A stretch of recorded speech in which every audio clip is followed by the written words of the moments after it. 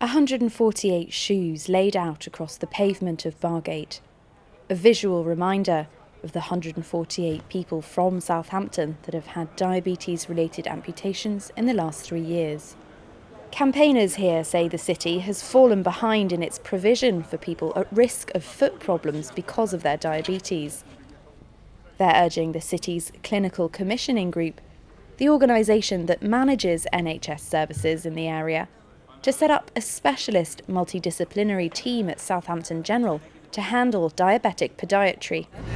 4.3 per thousand of people with diabetes have an amputation in Southampton compared to 2.6 of the national population. So that's really worrying. And what's even worse is that the figure has been rising over the last couple of years. So we need to raise awareness of the fact that this is happening and to try and get the Clinical Commissioning Group who commission these services to develop and improve their services. And one of the key areas is that we know that Southampton doesn't have a multidisciplinary foot care team in place in the hospital where people who have got high-risk foot ulcers can be referred urgently. We know that places in the country that have introduced a multidisciplinary foot care team with 24-hour referral have significantly reduced their amputation rates.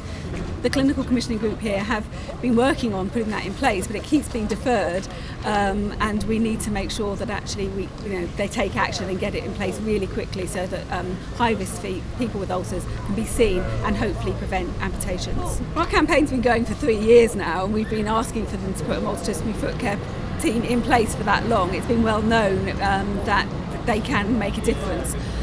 We know that up to 80% of amputations are potentially preventable. So actually we're talking about people's limbs here that actually we could save.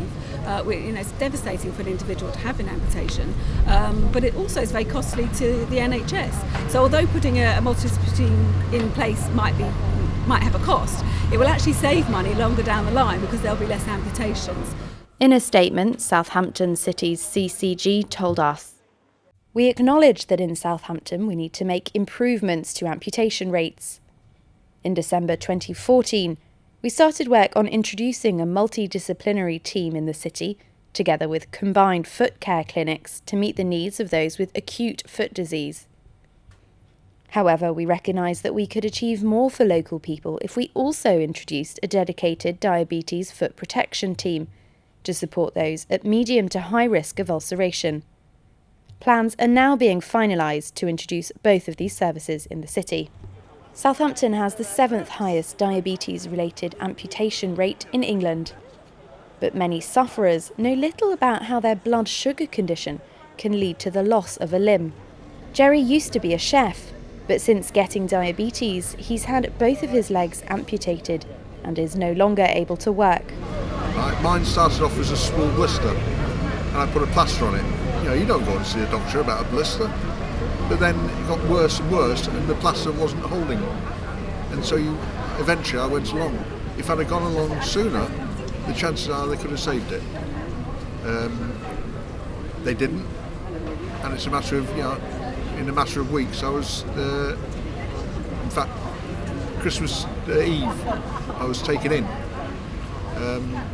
It's a matter of, that's how bad it was. I'm not allowed in the kitchen anymore, in a proper kitchen, because I would be unstable on a wet floor, whereas you can balance. Being double leg amputee, I can't balance enough. But without the help of my friends and family, which are very important, because they see the other side of you, the one where you're not having a good day, and they're there to help you out. It's very important for blokes especially. We don't go to the doctor, unless you put a bigger plaster on it. And it's a matter of, if I'd have gone earlier, then the chances are I would have kept my legs, which are far easier than having the artificial ones I've got now. With luck, the specialist diabetes foot team could start work in mid-2016.